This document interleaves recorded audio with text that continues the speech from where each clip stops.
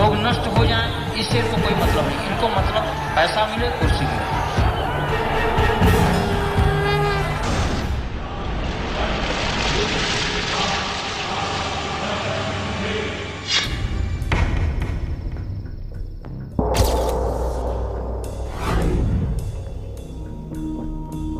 The Librhan Commission of Inquiry that probed the 1992 demolition of the Babri Masjid found 68 people culpable for leading the country into the worst ever communal discord since partition.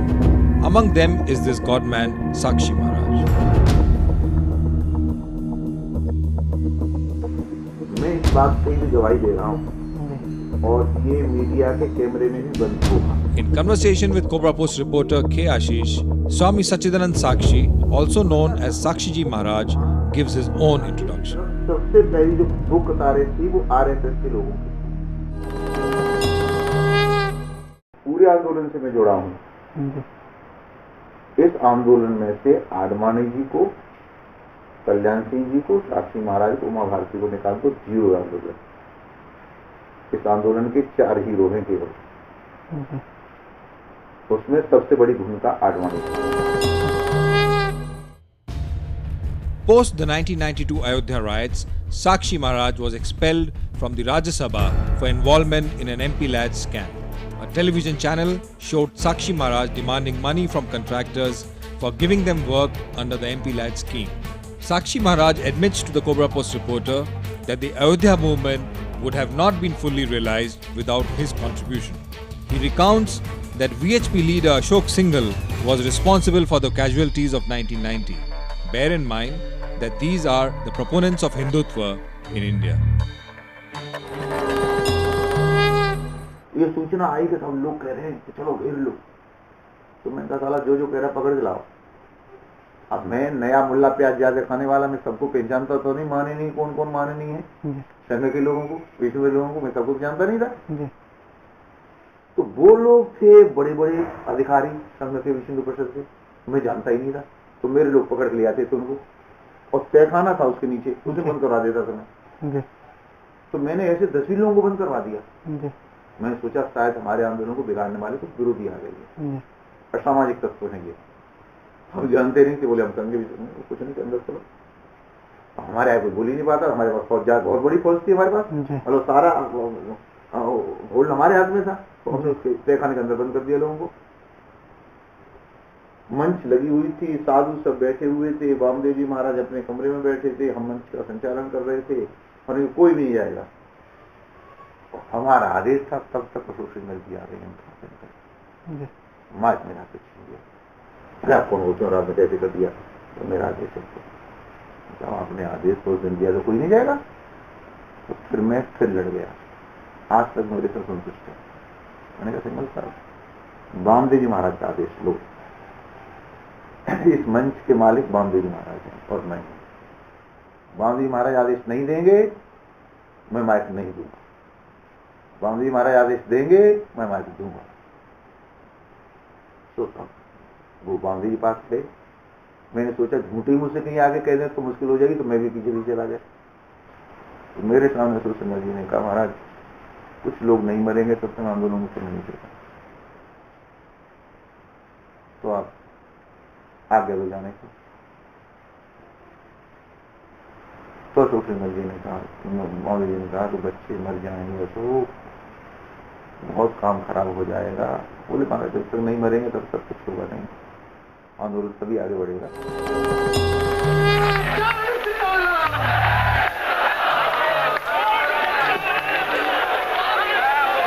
Babar ने जो एक बार मंदिर को समाप्त करके यहाँ पर ढांचा खड़ा किया था, वैसे ही हमारे प्रधानमंत्री यदि सोचते हैं वो दूसरे बाबर बन करके फिर यहाँ पर मस्जिद बनाएंगे। Sakshi Maharaj reveals the morbid plan devised by Ashok Singhal. The plan was to have some Hindus killed to give a fillip to the movement. He says he was personally witness to the conversation between Ashok Singhal and the chief of Sadhu Samaj, Vamdev Maharaj. In his own words, Ashok Singhal जी ने कहा, महाराज कुछ लोग नहीं मरेंगे तो आंदोलन ऊपर नहीं उठेगा, तो आप आज्ञा दो जाने की। वामदेव जी ने कहा, बच्चे मर जाएंगे तो बहुत काम खराब हो जाएगा। बोले, जब तक नहीं मरेंगे तब तक कुछ होगा नहीं, आंदोलन तभी आगे बढ़ेगा। Thus spoke Ashok Singhal, according to Sakshi Maharaj, and unsuspecting zealous devotees were willingly sacrificed. Listen in to Sakshi Maharaj as he spills some more beans. तो इससे हो गया था भाई, अब तो हम लोग अयोध्या में रहें केवल। अशोक सिंघल ने ये कहा कि मिलिट्री से बात करेंगे, मिलिट्री उड़ा देगी अगर उसको। वहां कोई मिलिट्री का सबसे बड़ा आदमी उनका रिश्तेदार था, उड़ा देगी, था कि नहीं था, उन्होंने कहा था, बात हो गई। तो और उसी की गाड़ी से अशोक सिंघल वहां गए थे, क्योंकि उसे जाने नहीं दिया जाता था, लोग चोरी चोरी जा रहे थे। तो ये कह के ये अंडरग्राउंड हो गए कि अब मस्जिद को हाथ नहीं लगाना है, वो मिलिट्री तोड़ेगी। तो हम लोगों को ये कह दिया कि दिल्ली चले गए अशोक सिंघल जी, लेकिन अशोक सिंघल जी वहीं कहीं अंडरग्राउंड थे और उन्होंने एक आदेश दे दिया कि मस्जिद पर चढ़ाई कर दो। अब मस्जिद पर चढ़ाई कर दो तो हमें पता है टूटेगी, लोग मरेंगे, प्लान में गोली चलवा देगा।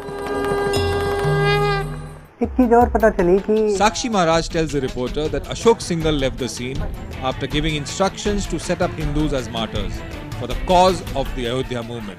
If the sadhus had fled the scene, they too would have been killed. Sakshi Maharaj gives a parallel picture of the political landscape of 1992, the ill-fated year for Indian democracy. He tells the reporter how the resignation of the then Chief Minister of Uttar Pradesh, Kalyan Singh, was orchestrated by the political powers of the time. अधिकारियों का, कर्मचारियों का किसी रूप में कहीं कोई दोष नहीं, कोई कसूर नहीं, कोई कमी नहीं। सारी जिम्मेदारी मैं अपने ऊपर लेता हूँ, स्वीकार करता हूँ। एक चीज और पता चली कि कल्याण सिंह जी जब अपना इस्तीफा देने जा रहे थे, उस समय मतलब बता रहे हैं कि अटल बिहारी वाजपेयी जी ने उनसे कहा था, फिर उन्होंने इसकी चर्चा की कि हम इस्तीफा देने जा रहे हैं, तो मुरली मनोहर जोशी जी ने कहा कि इस समय अध्यक्ष हम हैं और अटल जी कौन होते हैं, अब इस्तीफा अगर आपने अभी दे दिया, 12 बजे करीब की बात है, तो सेना आ जाएगी, केंद्र की सेना आ जाएगी। और ये बात जैसे आपने सुनी, वैसे सच नहीं है जी, ये बात ऐसे सच है कि मैंने अभी कहा था ना, कल्याण सिंह ने कार सेवा शुरू होते इस्तीफा लिख दिया था जी। अटल जी से बात हुई नहीं हुई, क्या हुआ, ये कल्याण सिंह ही जवाब दे सकते, मैं नहीं दे सकता जी। लेकिन वो इस्तीफा देने जरूर जा रहे थे जी। क्योंकि वो हल्फनामा दे के आए थे, रक्षा नहीं कर पाए, तो कल्याण सिंह तत्काल इस्तीफा देने जा रहे थे। तो इसकी जानकारी आडवाणी जी को भी मंच पर हम लोगों को दे दी गई जी।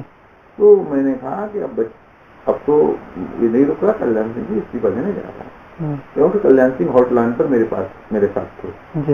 एक मिनट की सूचना में कल्याण सिंह को दे रहा था, कल्याण सिंह मुझे दे रहा। यहाँ पर ये मैं कल्याण सिंह का प्रतिनिधि के रूप में वहां था जी।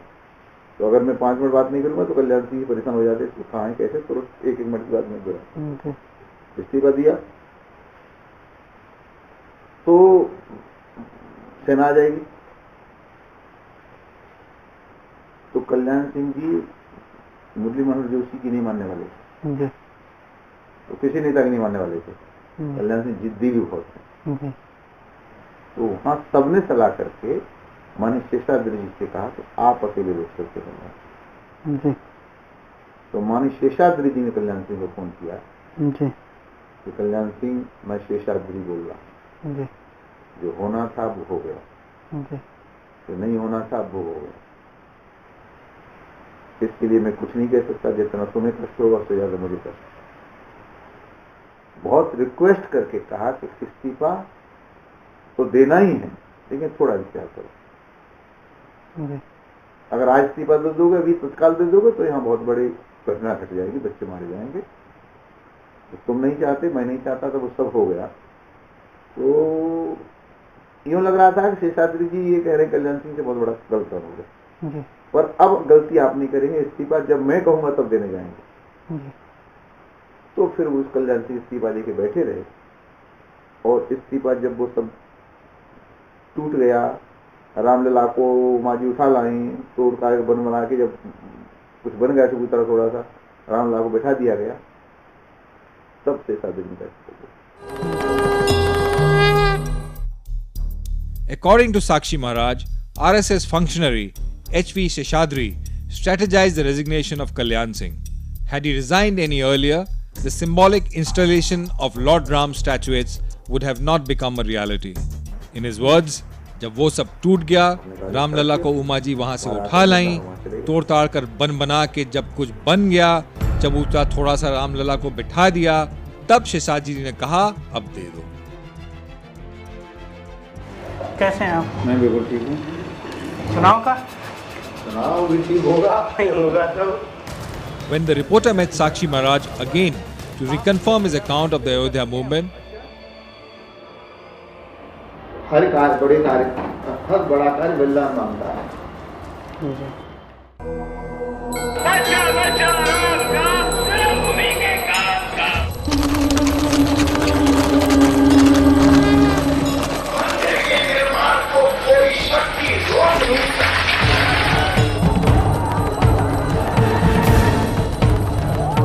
लोग नष्ट हो जाएं, इससे इनको कोई मतलब नहीं, इनको मतलब पैसा मिले, कुर्सी मिले।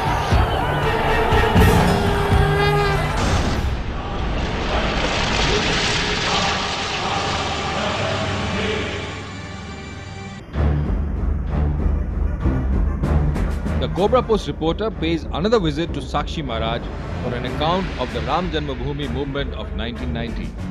कैसे हैं आप? मैं बिल्कुल ठीक हूँ। चुनाव का चुनाव भी ठीक होगा, नहीं होगा तो। Sakshi Maharaj tells the reporter that the Marg Darshak Mandal had passed a resolution that the task of demolition be aborted. When some car sevaks declared their intention to start the ascent, Sakshi Maharaj says he invoked the resolution to abort the demolition exercise. At that point, Ashok Singhal mysteriously re-emerges on the march and announces that every noble task demands a sacrifice. In Sakshi's words, अचानक अशोक सिंघल जी कहां से प्रकट हो गए। Mic पर उन्होंने कहा कि हर कार्य, हर बड़ा कार्य बलिदान मांगता है। हर कार्य बड़े कार्य, हर बड़ा कार्य बलिदान मांगता है। तो ये कह के अशोक सिंघल जी चले गए। जी नहीं, रेजोल्यूशन पास हो गया। पास हो गया। हाँ। ये अपने बस का काम नहीं है, मतलब हम हाथों से उसे नहीं तोड़ सकते। तो ये कह के अशोक सिंघल जी चले गए। उसके बाद कुछ लोगों ने ये घोषणा की कि चलो चढ़ाई कर देते हैं। तो मंच मेरे हाथ में था, तो मैंने कहा कि नहीं, आदरणीय अशोक सिंघल जी मना करके गए हैं और एक प्रस्ताव पास हो गया है। तो अब इसमें आप लोग कौन होते हैं? जैसे आपने कह दिया मेरा नाम कुमार आशीष है, मैं कह जाऊँ कुमार आशीष है, मैं कोई आपको प्रमाण तो लिया नहीं। तो वो लोग जिन्होंने कहा चलो, हम तो जानते नहीं थे, हमने उनका विरोध किया और विरोध भी बुरी तरह से किया, जिससे उनकी बेइज्जती जैसी हुई। ये तो अशोक सिंघल जी का आदेश नहीं है, तो हम लोग नहीं करेंगे इस काम को। और संतों को मना करके गए, और प्रमुख संत स्वामी रामदेव जी महाराज से मोहम्मद थे। तो सभा लगी हुई थी, एक बार अचानक अशोक सिंघल जी इन कहां से प्रकट हो गए। माइक मेरे हाथ में था, तो उन्होंने माइक मुझसे लिया, छीना तो क्या, जब हमसे सीनियर थे, हम डीएसपी कोटा से सांसद रहे हैं, तो छीनने का मतलब नहीं है। तो मांगेंगे तो हम खुद दे देंगे, वो आ गए तो हम ही दे देंगे, बोलना चाहेंगे। तो माइक लिया, माइक पर उन्होंने कहा कि हर कार्य बड़े कार्य, हर बड़ा कार्य बलिदान मांगता है।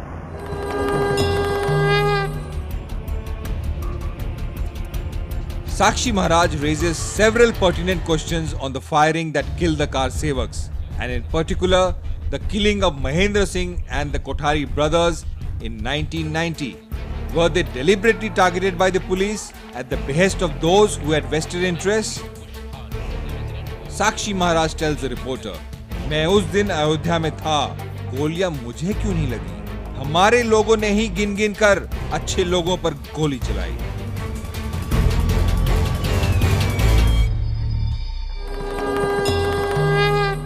देखिए, दो आदमी उत्तर प्रदेश में बहुत झूठे हैं। जी। एक मुलायम सिंह, एक कल्याण सिंह। मुलायम सिंह ने मुसलमानों को बहकाया कि मैंने तुम्हारे लिए गोली चला दी नमक के ऊपर। मैं उस दिन भी अयोध्या में था, गोली मुझे क्यों नहीं लगी मैं नहीं जानता, लेकिन एक भी गोली मुलायम सिंह ने नहीं चलवाई थी। हमारे लोगों ने ही गिन गिन के अच्छे लोगों पर गोली चलवाई थी, जो आंदोलन के प्रणेता थे। मैं नाम लिख दिया नहीं तो। और जब हमने उनका विरोध किया और कुछ लोगों को पीट पीट के हमने तहखाने में बंद किया, तो हमारे कपड़े खींचे गए। हमें पता ही नहीं था कि हमारे लोग करा रही है।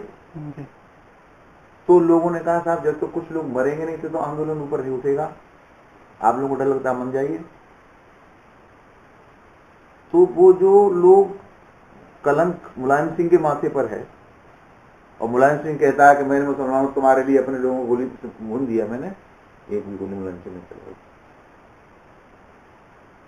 अगर गोली मुलायम सिंह ने चलवाई होती तो मुलायम सिंह के जाने के बाद बीजेपी सरकार आई, गोली चलाने वालों के ऊपर कार्रवाई क्यों नहीं?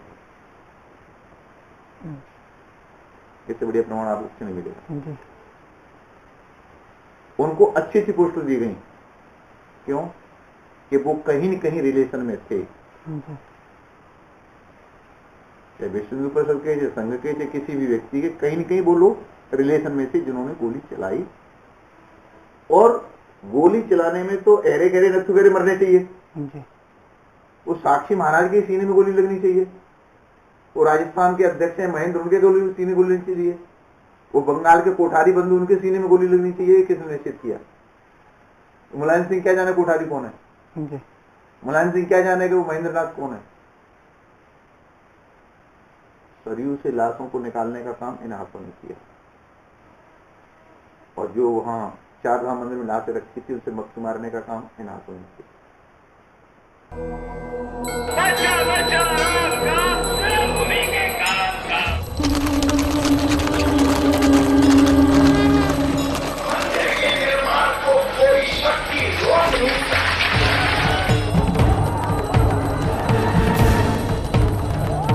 लोग नष्ट हो जाएं, इससे इनको कोई मतलब नहीं। इनको मतलब पैसा मिले, कुर्सी मिले।